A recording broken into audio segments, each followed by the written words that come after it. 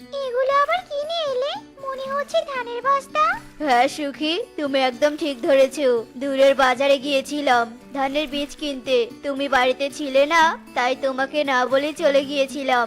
চলো এবার ধানের বীজগুলো জমিতে ছিটিয়ে দিয়ে আসি। ধানের চারা বের হলে জমিতে লাগিয়ে দিব। হ্যাঁ চলো তাহলে যাওয়া যাক। কালু দেখো, সুখী আর কবুতর মনে হয় এবার জমিতে ধান চাষ করবে। ধানের বীজ ছিটিয়ে গেছে, আমাদেরও তো খাবারের আর চিন্তা হবে না, তাই না গো বলো? হ্যাঁ কাকুলি, ঠিক বলেছো। চলো এই খুশিতে আমরা অন্য বনে ঘুরতে যাই। আমাদের তো আর কাজ করতে হবে না, শুধু চিল করব আর কবুতরের ধান পাকলেই আমরা চুরি করে নিয়ে যাব। ভাবতে খুব মজা লাগছে। এইসব বলে কালু কাকুলি অন্য বনে ঘুরতে চলে যায়। আর এভাবেই বেশ কিছুদিন কেটে যায়। কবুতরের ধানের বীজ থেকে চারা বড় হয়ে যায়। দেখেছো ধানের চারাগুলো কত বড় হয়ে গেছে। আজকে জমি তৈরি করে চারাগুলো লাগিয়ে দিতে হবে, নয়তো আবার চারাগুলো পেকে লাল হয়ে যাবে। হ্যাঁ গো চলো আমরা জমির কাজ শুরু করে দেই। এরপর ওরা জমির কাজ শুরু করে দেয় আর জমি তৈরি করে ধানের চারা লাগিয়ে দিয়ে চলে যায়। আর কিছুদিন পর ধানের গাছ থেকে ধান বের হয়। টুনি সুখের ধান খেতে আসে। বাহ, এবার সুখীর ধানের চাষ তো বেশ ভালোই হয়েছে। সুখী এবার ধান বিক্রি করে ধনী হয়ে যাবে। যাই, এবার সুখীর সাথে দেখা করে যাই আর শুনে নেই যে সে কোথা থেকে ধানের বীজ এনেছে। আমিও চাষ করব তাহলে। কি ব্যাপার সুখী, কি করছো? তোমাদের তো এবার ধনী হওয়ার সুযোগ এসে গেছে। তোমাদের ধানের ক্ষেত দেখে এলাম, অনেক ভালো ধান হয়েছে। আমি ওই পথ দিয়ে যাচ্ছিলাম, তা তোমাদের ধান দেখে ভাবলাম একবার তোমার সাথে দেখা করে যাই। তা তোমরা কোথা থেকে ধানের বীজ এনেছো? তোমার দাদা তো দূরের এক বন থেকে নাকি এনেছি।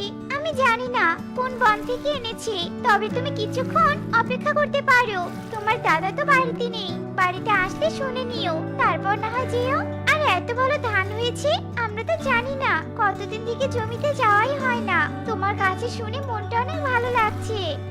এভাবে টুনি আর সুখী গল্প করতে থাকে আর কিছুক্ষণের মধ্যেই কবুতর বাড়িতে আসে। আর টুনি কবুতরের কাছে ধানের বীজের সন্ধান নিয়ে বাড়ি চলে যায়। মা টুকি, তুই বাড়িতে থাক, আমি দূরের এক বনে যাচ্ছি ভালো জাতের ধানের বীজ আনতে। সন্ধ্যার আগে ফিরে আসবো।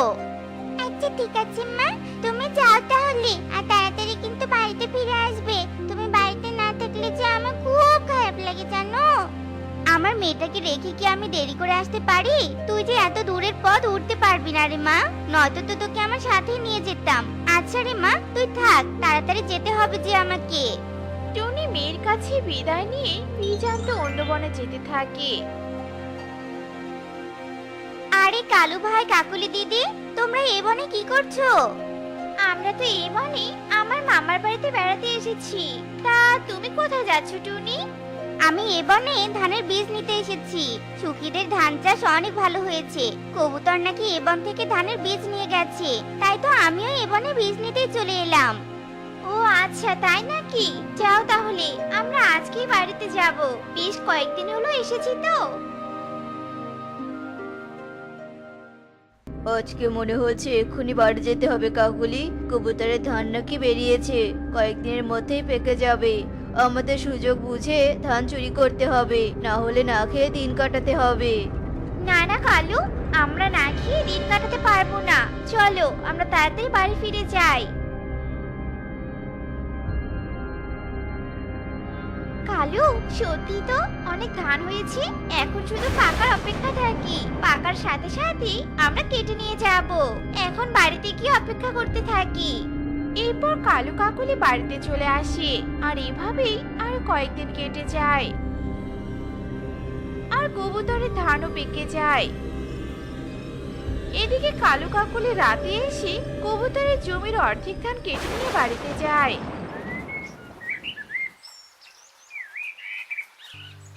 একে আমাদের জমির অর্ধেক ধান দেখছি চুরি হয়ে গেছে।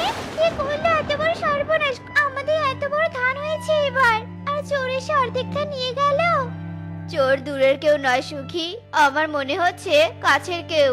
আমাদের এই চোরকে ধরে উপযুক্ত শাস্তি দিতে হবে, নয়তো এভাবে বনের আরো পাখিদের ফসল চুরি করবে। আমার মাথায় তো কোনো বুদ্ধি আসছে না, কিভাবে যে চোর ধরবো। কবুতর ভাই, কি হয়েছে? তোমাদের ধান এত ভালো হয়েছে, তবু তুমি চিন্তা কেন করছো? কি বলছো এসব? এতগুলো ধান চুরি হয়ে গেছে? চোরের দেখছি খুব সাহস, জমির অর্ধেক ধান কেটে নিয়ে গেছে। এভাবে তো বনের আরো পাখিদের ধান চুরি করবে।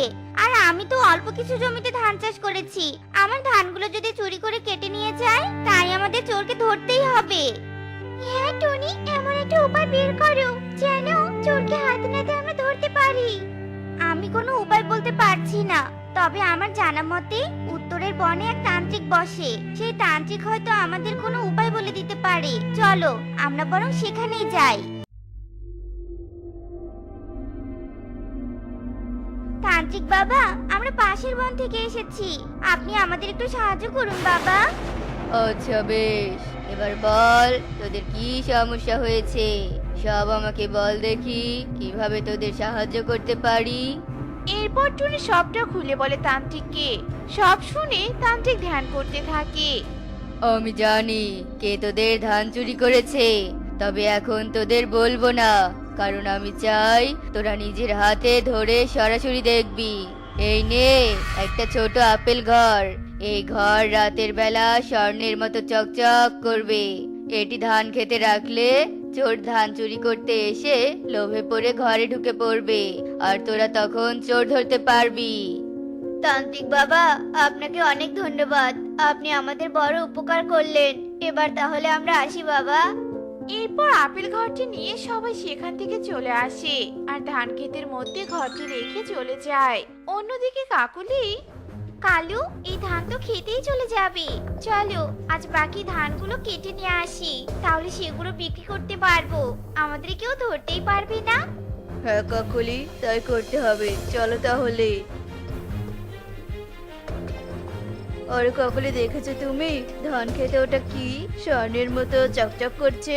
মনে তো হচ্ছে আপেল ঘর, নিশ্চয়ই ওটা জাদুই স্বর্ণের ঘর, তাই এত চকচক করছে। ধান কাটা বাদ দিয়ে আমরা এই আপেল ঘরের ভেতর থেকে স্বর্ণ নিয়ে যাই, বাইরে যত স্বর্ণ, ভিতরে মনে হয় স্বর্ণ দিয়ে ভরে আছে। চলো চলো, তাড়াতাড়ি চলো। কি কালু, এই ঘরের ভিতরে তো কিছুই নেই, আর একাই দরজা বন্ধ হয়ে গেল, আমরা এখন এখান থেকে বের হবো কি করে? তুমি কোন ভূতের ঘরে নিয়ে এলে? এবার বুঝি আমাদের মেরেই ফেলবে। এইভাবেই রাত কেটে সকাল হয়ে যায়। আর সকাল হতেই টুনি, সুখী কবুতর ও বনের রাজা রাজু টোনাকে ধান খেতে নিয়ে আসে। ছি কালু ভাই, কাকুলি দিদি, তোমরা হলে এই ধান চোর, আজ আর চুরি করে পালাতে পারোনি তাই না? কখনো ভাবিনি যে তোমরা আমাদের প্রতিবেশী হয়ে এভাবে ধান চুরি করবে আর আমাদের এমন ক্ষতি করতে পারো তোমরা, এটা আমরা কখনো কল্পনাও করতে পারিনি। তোদের কত বড় সাহস, আমার রাজ্য থেকে আমার রাজ্যের পাখিদের ফসল চুরি করিস? নিজে পরিশ্রম করে চলতে পারিস না? শয়তান, আমি বেঁচে থাকতে আমার রাজ্যে কোনো চুরি ডাকাতি হতে দিব না, চোরদের উপযুক্ত শাস্তি দিয়ে ছাড়বো। চল চল আমার সাথে, তোদের সারা জীবন কারাগারে থাকতে হবে। রাজামশাই, এত বড় শাস্তি আমাদের দিবেন না, সত্যি বলছি আমরা আর কখনো কোনো কিছু চুরি করব না। রাজামশাই, এদের ছেড়ে দিবেন না, এদের বিশ্বাস করা একদম ঠিক হবে না। শোনো কালু, নিজে পরিশ্রম না করে অন্যের পরিশ্রমের জিনিস চুরি করে কখনো উন্নতি করা যায় না, আর শান্তিতেও থাকা যায় না। নিজে পরিশ্রম করে টাকা উপার্জন করলে শান্তিতে দিন কাটানো যায়। এরপর রাজা কালু আর কাকুলিকে তার রাজদরবারে নিয়ে যায়। আর কবুতর আর সুখী মিলে কালু যেগুলো ধান চুরি করে নিয়ে গিয়েছিল সেগুলো নিয়ে আসে। আর তখন থেকেই বনের সব পাখিরা নিশ্চিন্তে ফসল ফলাতে থাকে আর ফসল ফলিয়ে সবাই ভালো টাকা উপার্জন করতে থাকে। টোনা, টোনা, কাজে যাবে না? চলো আজ অন্য বনে কাজে যাব, বনের আরো পাখিরা যাবে, কারণ ওই বনের কাজের পারিশ্রমিক অনেক বেশি। আমরা দুজন কাজ করলে আমাদের সংসার অনেক ভালো চলবে। ধুর, আমার সামনেও কাজের কথা বলো না তো। আমার দ্বারা কখনো কাজ করা সম্ভব না। শুয়ে থাকতে আমার খুব ভালো লাগে। এই রোদের ভিতরে কষ্ট করে কে কাজ করবে? এই টোনা? না, কিছুতেই না। কি বলছো এসব? কাজ করবে না তাহলে আমি একা কাজ করে সংসার কিভাবে চালাবো বলো? আবার 2 মেয়ে বড় হচ্ছে, তাদেরও তো বিয়ে দিতে হবে, বিয়ের জন্য টাকা জমাতে হবে। টুনি, তুমি কাজে গেলে যাও, আর না গেলে বাড়িতেই থাকো। তবুও আমাকে আর কিছু বলো না তো। আমার খুব ঘুম পাচ্ছে, আমাকে ঘুমাতে দাও। জানি না তুমি কবেই অলসতা ছাড়বে, আমি আর সহ্য করতে পারছি না। যাই, আমাকে একাই কাজে যেতে হবে, আর দেরি করা যাবে না। কালু, কালু, বাড়িতে আছো? বাইরে এসো তো, তোমার সাথে গোপন কথা আছে। হ্যাঁ দাদা, বলো কি গোপন কথা? আমি তো গোপন কাজ করার রাজা। বলো কি গোপন কাজ করতে হবে? আগে এই টাকাটা রাখো, তারপর সব বলছি। তোতা কালুকে কিছু টাকা দিয়ে তার কানে কানে গোপন কথা বলে দেয়। কাজ হয়ে যাবে দাদা, কোনো চিন্তা করো না। আমার কাছে কোনো ব্যাপারই না এসব কাজ করা। হ্যাঁ কালু, তোমার বিষয়ে সব জেনে তোমার কাছে এসেছি। তুমি আমার কাজ করার চেষ্টা করো। আমি তাহলে এখন আসি। কাজ না করে অগ্রিম টাকা পেলাম, হা হা হা হা হা। হাতে টাকা আসলে কি যে মজা লাগে তা বলে বোঝানো যায় না। যাই, এখন কাজে লেগে পড়ি।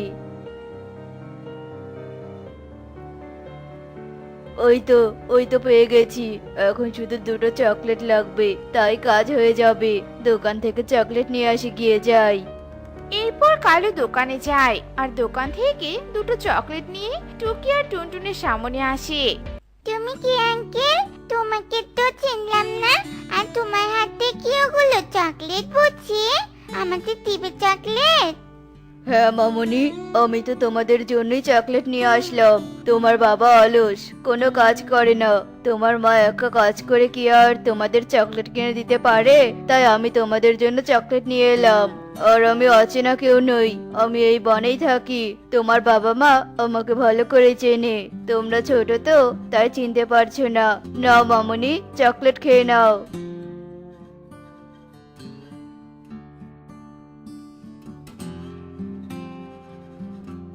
আঙ্কেল, আঙ্কেল, তুমি এই চকলেট কোথা থেকে এনেছো? এত মজার চকলেট আমি কোনোদিনও খাইনি। আমাকে আরো চকলেট এনে দিবে? নিশ্চয় দিব মামুনি।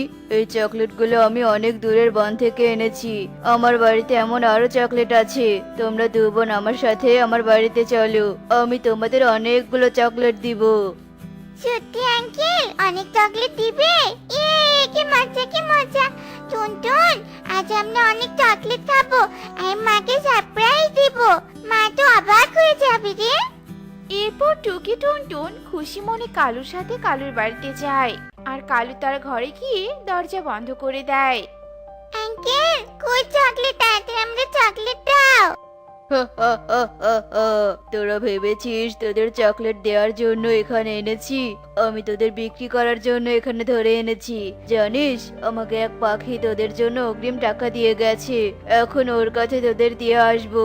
আর তোদের দুজনকে পেয়ে ঈগল খুশি হয়ে আমাকে বকশিশও দিতে পারে। এভাবে আমি অনেক ধনী হব। হা হা হা হা হা। কি বলছো এসব? আমাদের এগুলোর কাছে বিক্রি করে দিবে তুমি? এগুলো তো আমাদের খেয়ে ফেলবে। তুমি একটা মিথ্যেবাদী পাখি, আমাদের মিথ্যে বলে এনেছো।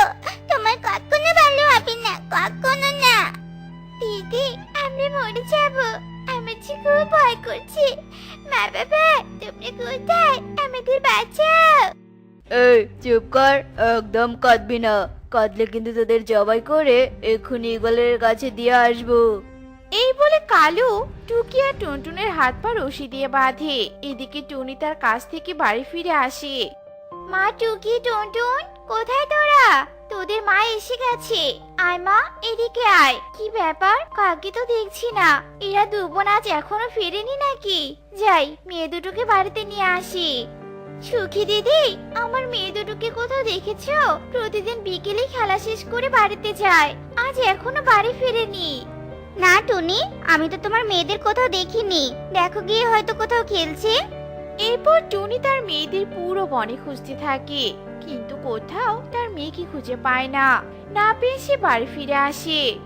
টোনা, টোনা, এবার তো ওঠো। টুকি আর টুনটুন কোথায় গেছে তুমি কি জানো? আমি তো পুরো বন খুঁজলাম, কিন্তু কোথাও যে পেলাম না। আমি তো জানি না, আমাকে ওরা বলে যায়নি। এত চিন্তা করছো কেন? হয়তো কোথাও আছে, কাল এমনি বাড়ি চলে আসবে দেখো। এই বলে টোনা ঘুমিয়ে যায়। আর মেয়েদের চিন্তায় টুনি যেন অস্থির হয়ে গেছে। তাই টুনি টোনাকে আবারও ডাকতে থাকে। টোনা, টোনা, তুমি আবারও ঘুমিয়ে গেলে। মেয়েদের ছাড়া তো আমার কিছুই ভালো লাগছে না। টোনা, চলো না, মেয়েদের খুঁজতে যাই। টোনা টুনির কথা সাড়া দেয় না। তাই টুনি একাই আবারও তার মেয়েদের খুঁজতে বেরিয়ে পড়ে। বুড়িমা, দুটো ছোট বাচ্চাকে দেখেছো? আমার বাচ্চা দুটোকে যে কোথাও খুঁজে পাচ্ছি না বুড়িমা। তোমার বাচ্চা হারিয়েছে? এই বনে তো একজন বাচ্চা চোর আছে। সে সুযোগ বুঝে বাচ্চাদের বিক্রি করে দেয় ইগলের কাছে। তার নাম হলো কালু। ওই শয়তান কালু একসময় আমার ছোট মেয়েকে ধরে ইগলের কাছে বিক্রি করে দিয়েছে। আমার কাছে কোনো প্রমাণ ছিল না, তাই শাস্তি দিতে পারিনি। তুমি বরং ওর বাড়িতে গিয়ে দেখতে পারো। হ্যাঁ বুড়িমা, যাচ্ছি। শোনো টুনি, ওই কালু তোমাকে দেখলেই তোমার বাচ্চাকে লুকিয়ে রাখবে। তাই তোমাকে অন্যভাবে ওর সামনে যেতে হবে। কিন্তু বুড়িমা, আমি কিভাবে ওর সামনে যাব? এরপর টুনি বুড়ির বুদ্ধিতে বৃদ্ধা সাজে। আর টুনি সেজে কালুর বাড়িতে যায়। বাবা, কি বানাচ্ছ এটা তুমি? এই বুড়িকে কিছুতেই বলা যাবে না যে দুটো পাখিকে খাঁচায় করে ঈগলের কাছে নিয়ে যাব, না হলে বুড়ি আমাকে ধরিয়ে দিতে পারে। মানে বুড়িমা, এই খাঁচায় করে ইঁদুর ধরবো, তাই খাঁচা বানাচ্ছি। তা তুমি কে বুড়িমা? তোমাকে তো চিনলাম না। আমি অনেক দূরের বন থেকে এসেছি বাচ্চা পাখি খুঁজতে। কেউ যদি বাচ্চা পাখি দিত তাহলে তাকে 20,000 টাকা দিতাম। 20,000 টাকা? বুড়িমা, আমার কাছে দুটো বাচ্চা পাখি আছে, দেখুন তো পছন্দ হয়েছে কিনা। বাহ, এগুলো তো কচি পাখি। আমি এমন পাখিকে খুঁজছিলাম। আমার খুব পছন্দ হয়েছে। শোনো, এই বনে আমার ভাইয়ের বাড়িতে টাকা রেখে এসেছি। টাকাটা এনে এদেরকে নিয়ে যাব। তাড়াতাড়ি এসো কিন্তু। এরপর টুনি সেখান থেকে চলে আসে। আর থানায় গিয়ে পুলিশকে নিয়ে কালুর বাড়িতে যায়। কি টুনি, তুমি আর পুলিশ কেন এনেছো? শয়তান কালু, তুই ভেবেছিস কি তুই একাই চালাক আর সবাই বোকা? টুনির বাচ্চাদের কিডন্যাপ করে বলেছিস পুলিশ কেন? এখন চল জেলে। জেলের ভাত খেলে তোর কিডন্যাপিং একেবারে শিক্ষা হবে।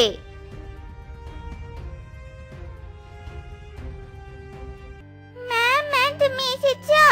তুমি আজ না আসলে শয়তান কালু আমাদের ইগলের কাছে বিক্রি করে দিত, আর ইগল আমাদের খেয়ে ফেলতো। আমাদের মেয়েদেরকে কি আমি হারাতে দিতে পারি? তাই তো তোদের বাঁচাতে এসেছি। কিন্তু তোদের অলস বাবা তোদের হারানোর কথা শুনেও আসেনি, অলস হয়ে শুয়ে আছে।